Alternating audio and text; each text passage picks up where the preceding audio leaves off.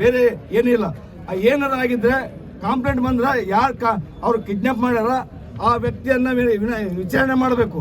ಆದರೆ ಒಂದು ಸೌನ ಹೆಣ್ಮಕ್ಳು ಬಡದಾಡ್ತಿರ್ತಾರೆ, ನಮ್ಗೆ ಯಾರು ಒಯ್ದಿಲ್ಲ, ನಮ್ಗೆ ಯಾರು ಏನು ಮುಟ್ಟಿಲ್ಲ, ನಾವು ಬಂದಿದ್ದೀವಿ ಸ್ವಂತ ನಾವು ಯಾವ ತಿಳಿದು ಓಟ್ ಹಾಕ್ತೀವಿ ಅಂತ ಹೇಳಿದ್ರೆ ಗೇಟಿನ ಮೇಲೆ 1 ಗಂಟೆ ಗೇಟ್ನಲ್ಲಿ ನಮ್ಮ ಪೊಲೀಸ್ ಅಧಿಕಾರಿ ಒಳಗೆ ಬಿಡಲಿ ನಮ್ಮ ಮೆಂಬರ್ಗಳಿಗೆ. ಆದರೆ ಅವರು ಎಲ್ಲ ದಳದ ಎಲ್ಲ ಕಾರ್ಯಕರ್ತರ ಮೇಲೆ ಅಟ್ಯಾಕ್ ಮಾಡಲಿಕ್ಕೆ ಬಂದಾಗ ನಾವು ಅವರು ಒದ್ದಾಡೋ ಟೈಮ್ನಲ್ಲಿ ಪೊಲೀಸ್ ಅಧಿಕಾರಿಗಳು ತಮ್ಮ ಸ್ಕಾರ್ಪಿಯೋನಲ್ಲಿ 2 ಮಹಿಳೆಯರನ್ನ, ಒಂದು ಮುಸ್ಲಿಂ ಮಹಿಳೆ, ಇನ್ನೊಂದು ದಲಿತ ಮಹಿಳೆ, ಇಬ್ಬರು ಸದಸ್ಯರನ್ನ ನಿರ್ದಾಕ್ಷಿಣ್ಯವಾಗಿ ಮೇಘಣ್ಣನವರು ತಗೊಂಡು ಹೋಗ್ಯಾರ.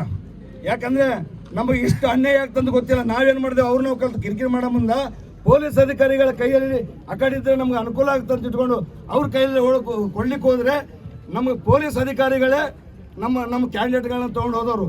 ಆದ್ರೆ ಏನು ಎನ್ಕ್ವೈರಿ ಮಾಡಬೇಕಾಗಿತ್ತು, ಮಾಡಿ ತಂದು ಬಿಡಬೇಕು.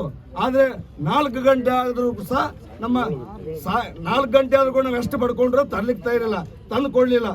ಆದರೆ ಇದು ಯಾವ ಕಾನೂನದಲ್ಲದ?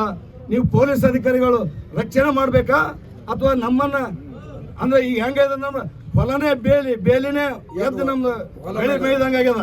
ನಾವು ನಿಮ್ಮ ಮೇಲೆ ನಂಬಿಕೆ ಇಟ್ಕೊಂಡದ್ದು ಬಹಳ ತಪ್ಪು ಮಾಡಿದೆವು. ಅದಕ್ಕಾಗಿ ನಿಮ್ಮಲ್ಲಿಂದ ನಮ್ಗೆ ಅನ್ಯಾಯ ಆಗ್ಯದ. ಅದಕ್ಕೆ ದಯವಿಟ್ಟು ಸರ್ಕಾರದಲ್ಲಿ ನಮ್ಮ ಸರ್ಕಾರಕ್ಕೆ ಮತ್ತು ಅಧಿಕಾರಿಗಳಿಗೆ ಮನವಿ ಅದ.